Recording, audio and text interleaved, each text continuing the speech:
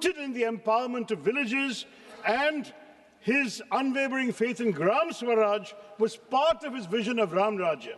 So the original act, by bearing his name, acknowledged this profound connection that true employment guarantee and upliftment must flow from the grassroots, embodying his principle of the last man first. To remove the name Mahatma Gandhi is to strip the bill of its moral compass and its historical legitimacy, and then to have two languages in the title, just to make the acronym Jai Ramji, is not just a violation of Article 348, as pointed out in the previous discussion, but it also reminds me of a song, of a lyric from my childhood, sir. मेरे बचपन में ये गाते थे, देखो ये दीवानो ओ दीवानो ये काम मत करो, राम का नाम बदनाम मत करो. And in this particular case, it's a real... Sir, we must also seriously question the legislative intent behind the financial restructuring proposed in the bill. The proposal to impose 40% of the financial burden directly onto the state governments is not just fiscally irresponsible, it's a measure that threatens to make the entire program unviable, sir. This sudden and massive shift in liability will inevitably make it impossible for poorer states.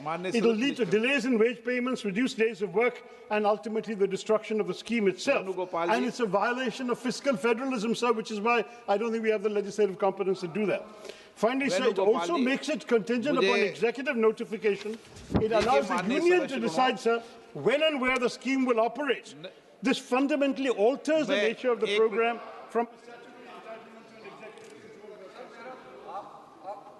है आपने इतना मौका दिया और आप introduction के समय में आपने इतने लोगों को बोलने का मौका दिया. मैं आपको धन्यवाद देता हूं. आप हमेशा मौका देते हैं, मगर हम टाइम बाउंड है. हमारे पास बिजनेस है सरकार के पास. मैं सिर्फ और ये सुनने और ये भाग जाएंगे, ये सुनेंगे ना फिर भाग जाएंगे, चर्चा का मांग करता फिर भागेंगे. ऐसा नहीं होता है. जो देश हित में बिल पारित करना है वो तो हम पारित करके ही रहेंगे. लेकिन आप लोग बहस में हिस्सा लीजिए, हमारा कोई आपत्ति नहीं. हम लोग सुनने के लिए हमेशा तैयार रहते हैं. मेरा सिर्फ लिमिटेड पॉइंट है, जब हम रूल 72 पे यहाँ इंट्रोडक्शन ऑफ बिल्स पे अपोज करते हैं, तो स्पेसिफिकली स्पीकर साहब ने बार-बार याद दिलाया, we have to oppose the introduction of the bill only on the ground of the competence of making legislation of this house. इस सदन का legislative competence को ही सीमित रखे तो ठीक रहेगा.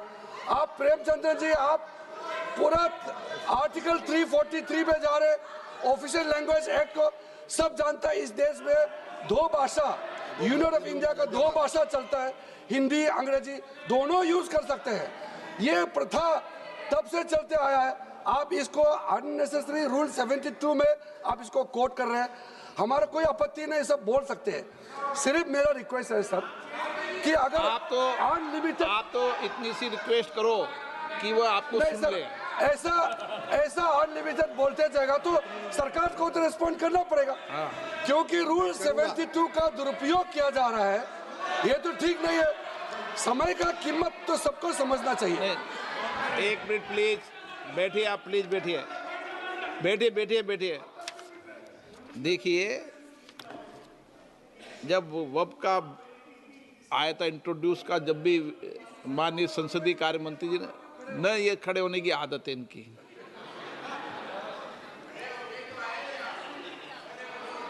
अब मेरा मानना है कि सभी दल के लोगों का एक मिनट में विचार आ जाए.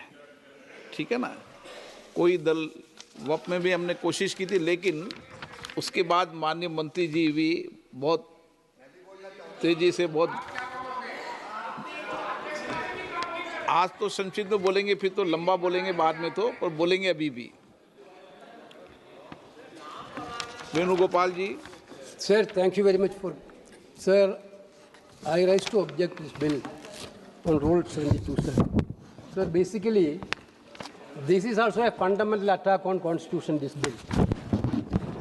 Basically, Manrega is the right to employment to the common people of this country. That guarantees is there for employment. Guarantee now exists only on paper, sir, through this bill. Sir, this is already members mentioned about the demand driven to budget cap Sir, this